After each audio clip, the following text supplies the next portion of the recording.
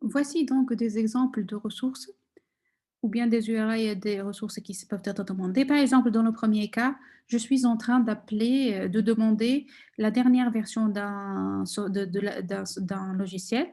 Dans le deuxième cas, je suis en train de demander une information à propos du Jellyfish. Dans l'exemple qui suit, je suis en train de demander le prochain nombre premier après 1024, etc. Donc, remarquez que ces exemples-là sont des ascendants, sont des URL où le protocole HTTP il est indiqué.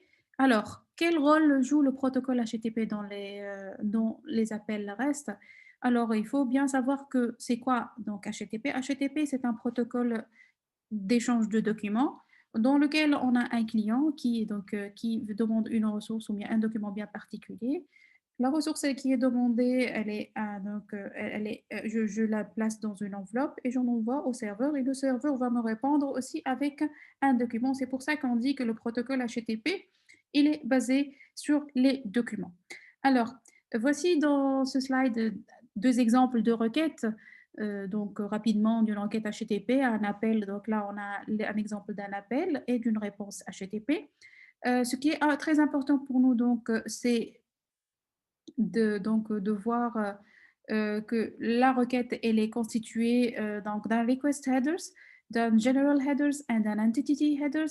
De même, donc la réponse, elle est constituée d'un response headers, d'un entity headers et d'un general headers.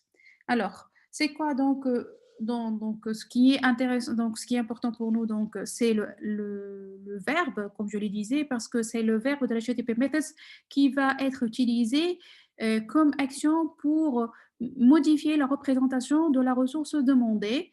Comme je disais, donc pour faire le CRUD, il y avait donc les différentes méthodes de l'HTTP et à chaque action ou bien manipulation, on faisait coïncider un verbe de l'HTTP method bien particulier.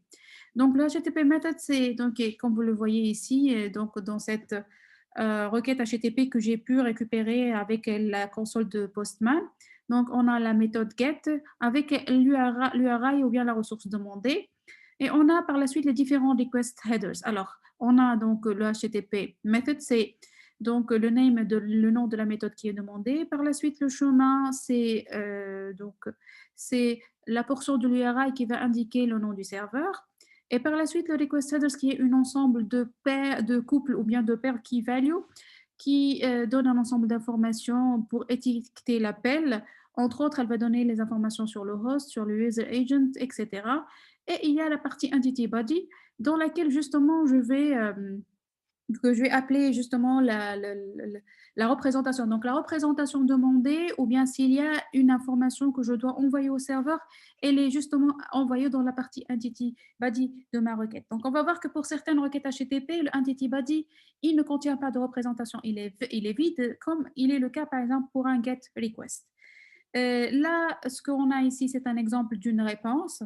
Donc, pareillement, on a alors le HTTP Response Code. Donc, remarquez que dans le code qui comporte deux parties, il y a un code et une valeur. Par exemple, ça peut avoir la valeur de son OK pour dire que la requête, elle a réussi. Donc, plus tard dans le cours, je vais vous donner un tableau récapitulatif avec les différents codes et leur explication. Il y a le response header, c'est aussi un ensemble de stickers qui sont nécessaires pour donner des informations sur le type de contenu, pour la vérification de nombre de caractères reçus, etc.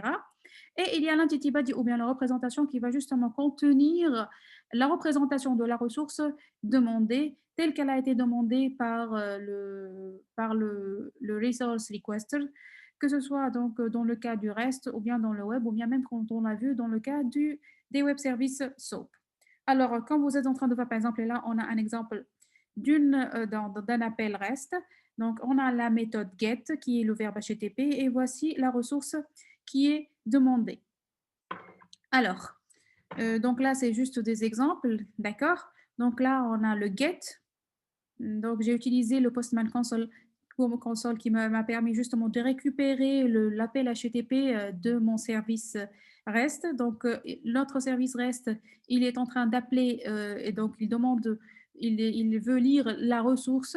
Donc, c'est get, l'URI de la ressource Et donc, dans la réponse, il m'indique qu'il y a un HTTP OK. Ça veut dire que la ressource, elle est existante, elle a été ramenée et le résultat, comme vous êtes en train de voir, il est ramené sous format JSON. Alors, donc, c'est notre exemple. Alors, comment REST utilise les différents verbes ou bien méthodes du protocole HTTP pour manipuler une ressource? Donc, comme je l'ai expliqué tout à l'heure, je peux utiliser donc le post ou bien le put pour créer une ressource, le read pour, bon, donc pour lire, j'utilise le get, pour mettre à jour une ressource, je peux utiliser le put ou bien le patch, et pour effacer, j'utilise le HTTP verb delete. Alors, donc, je vais prendre un à un ces différentes méthodes et montrer donc à chaque fois un exemple et le code qui va avec. Donc, on marque par exemple là pour la création d'une ressource dans notre serveur. Par exemple, je vais insérer un nouveau tuple dans ma base de données. Qu'est-ce que je demande donc? Alors, je vais utiliser pour ce faire la méthode post et la ressource que je vais insérer, elle est indiquée dans l'URI. Donc, voici la ressource que je veux insérer. Donc, par exemple, là, donc, voici mon appel. Remarquez donc dans l'entity body de la requête HTTP, il y a le contenu que je veux insérer. Et donc dans la réponse, remarquez que j'ai le code 201 parce que la ressource, elle a été créée, mais il ne me renvoie rien parce que justement, la création, elle a été créée, mais je ne demande pas de réponse. Si la requête n'a pas fonctionné correctement, je vais avoir, au lieu de ce HTTP 201 one created, je vais avoir le code 400 pour dire que la ressource n'a pas pu être créée. Donc, le code, le HTTP status me permet de voir s'il y a une erreur.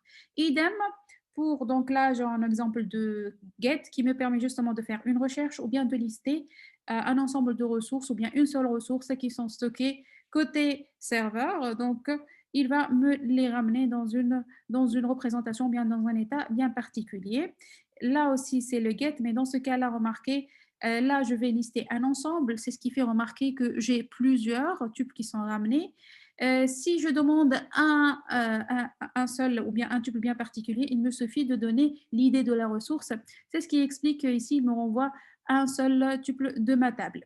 Remarquez la formule, donc là, c'est la représentation selon laquelle cette ressource elle a été ramenée en JSON, mais ça ne me donne aucune information sur comment la ressource elle a été représentée côté serveur. Donc, remarquez, donc là, je suis en train de récapituler les différentes méthodes et donc les méthodes HTTP et comment elles me permettent de manipuler la ressource côté serveur. Par exemple, il y a la méthode, donc pour la méthode update, elle peut se faire moyennant deux méthodes différentes du protocole HTTP, le patch ou bien le put en fonction du besoin. Donc, si j'ai besoin de mettre à jour juste quelques attributs d'une ressource bien particulière, donc j'utilise le patch. Mais si j'ai besoin de changer toute une ressource dans sa totalité, j'utilise la méthode put. Il faut faire attention parce que put, elle peut être utilisée aussi pour la mise en, donc pour les deux cas aussi, hein. Si donc si votre API reste que vous êtes en train d'utiliser ne supporte pas patch, dans ce cas-là, il se doit d'utiliser la méthode put de l'HTTP. Donc là aussi, c'est un exemple de l'utilisation de l'HTTP et l'utilisation du delete aussi. Alors, donc, dans ce tableau, c'est un récapitulatif donc, des différentes HTTP verbs. Qu'est-ce qu'ils permettent de faire comme manipulation? Lorsque je demande toute une ressource dans sa totalité, ou bien si je demande une ressource avec un ID bien particulier. Donc là, ça, par exemple, ça va me lister toute la table customer, il va la ramener dans sa totalité, alors qu'ici, il va me ramener un customer bien particulier ayant l'identifiant entre accolades indiquées ici. Bien sûr, lorsque je définis l'URI et ces accolades ne sont plus existantes, c'est pour dire que ça doit être remplacé par un ID. Alors, donc là, c'est les différents codes possibles avec le texte du code en question. Alors, donc il y a aussi, donc il n'y a pas pour le HTTP que ces différents verbes, il y a aussi la possibilité d'utiliser options et head aussi. Alors, donc il faut savoir que les méthodes HTTP, elles ont donc elles peuvent être classées en deux catégories. Il y en a donc les méthodes qui sont safe ou bien unsafe, et il y a aussi les méthodes qui sont qu'on dit qui sont idempotent ou bien non idempotent. Alors, qu'est-ce que ça veut dire donc? Alors, les méthodes qui sont safe, ça veut dire que ces méthodes-là, elles vont juste, elles vont pas changer une ressource, elles vont juste la ramener, donc c'est un accès en mode lecture. Par contre, les méthodes qui sont pas safe, ou bien qui sont c'est les méthodes qui vont justement, modifier une ressource, donc elles vont changer l'état de la ressource, comme les méthodes post, put, delete ou bien patch.